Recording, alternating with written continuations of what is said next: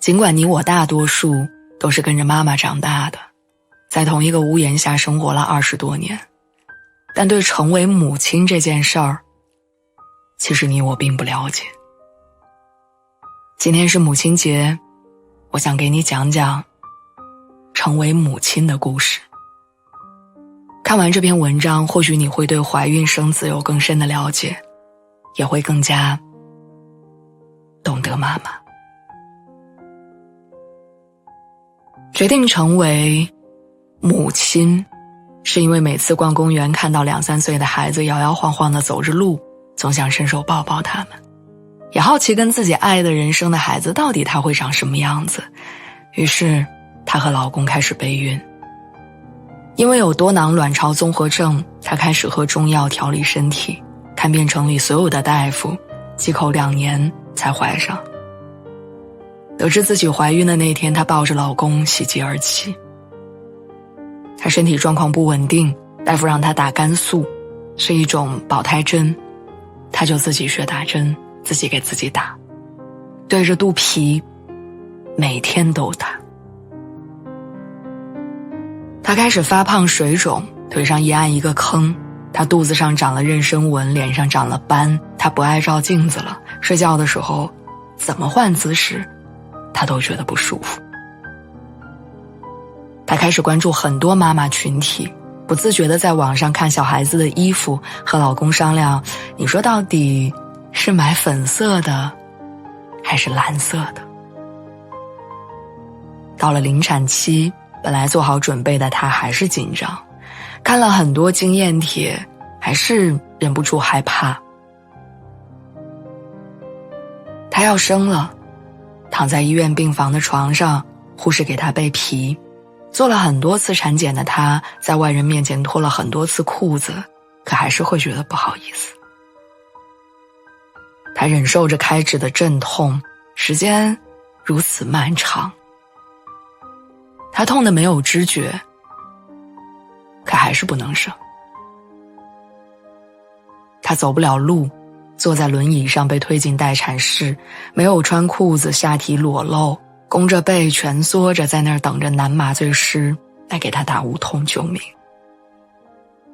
她感到一丝羞耻，觉得没有做人的尊严，但也顾不了那么多，只想缓解疼痛，尽快生产。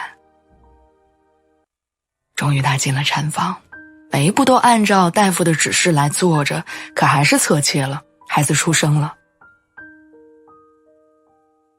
她正在缝合伤口，针扎进肉里的疼已然不是眼下最让她紧张的事情。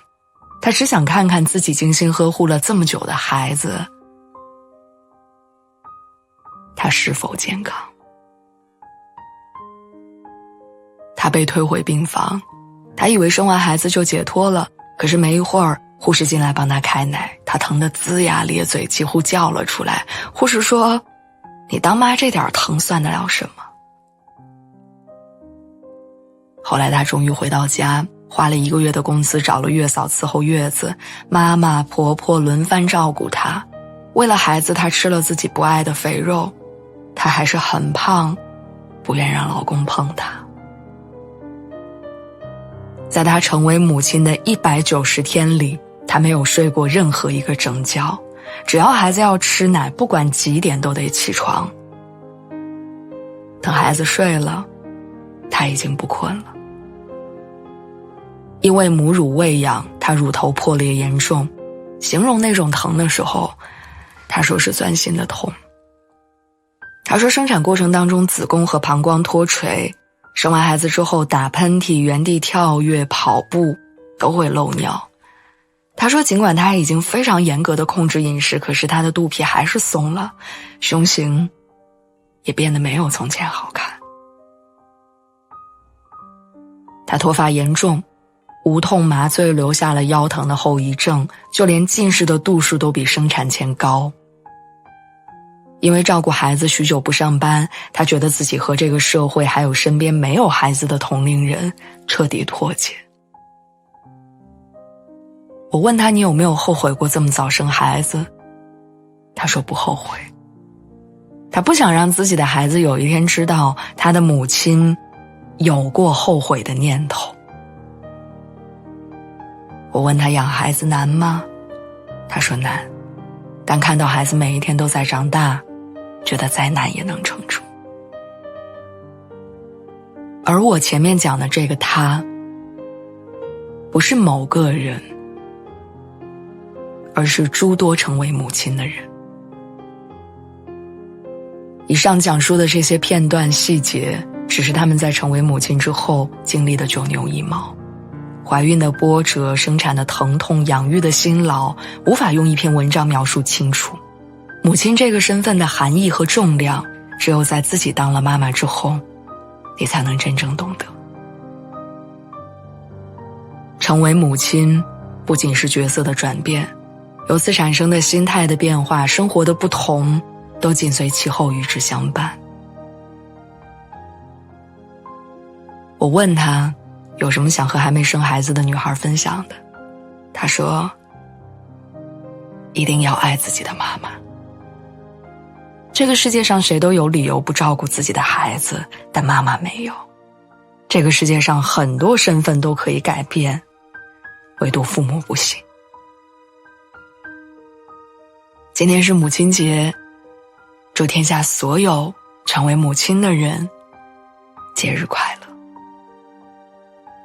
最后我想分享女作家萧红在她书里写过的一句话，作为今天文章的结尾。女性应该有更好的或者更充分的准备去成为母亲，而不是因为你是女人你就应该成为母亲。